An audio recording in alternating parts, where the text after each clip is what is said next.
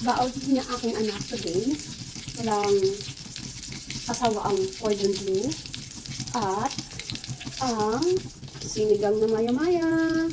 Yan po ang papabaon ko today para may sabaw siya. Request niya yan kasi favorite niya sinigang. Dito ko muna ilalagay ang rice niya kasi may sabaw.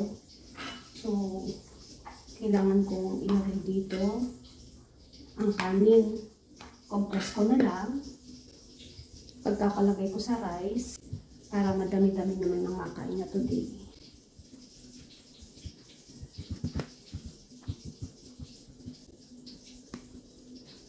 Madami-dami. Ang bagong salang na sinigang. Aking ilalagay na. Sabaw na sinigang.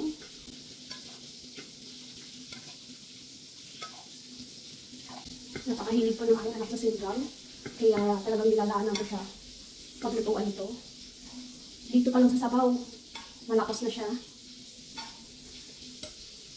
Lagyan natin ang laman.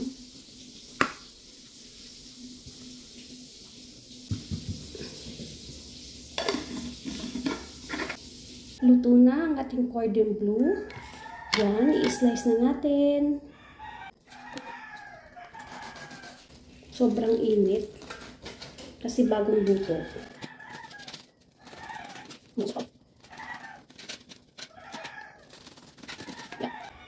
Maganda yung pagkaluto ko. Ang ating cordon bleu na super sarap at yummy.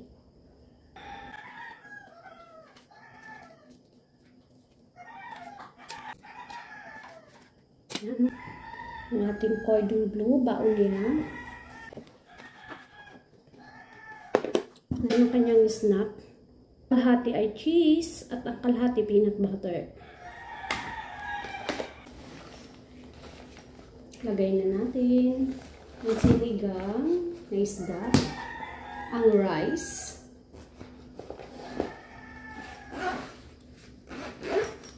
nasa likod ng kanyang spoon and alcohol.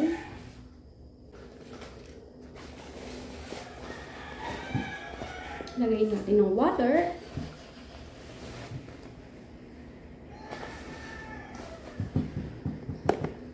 Ulam, cordon bleu, and kanyang snack.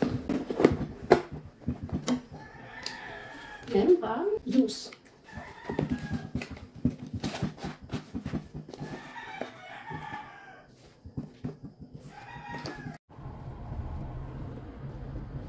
Put the headband na. Ayan. Thursday. Konting kembot na lang. Tapos ng week.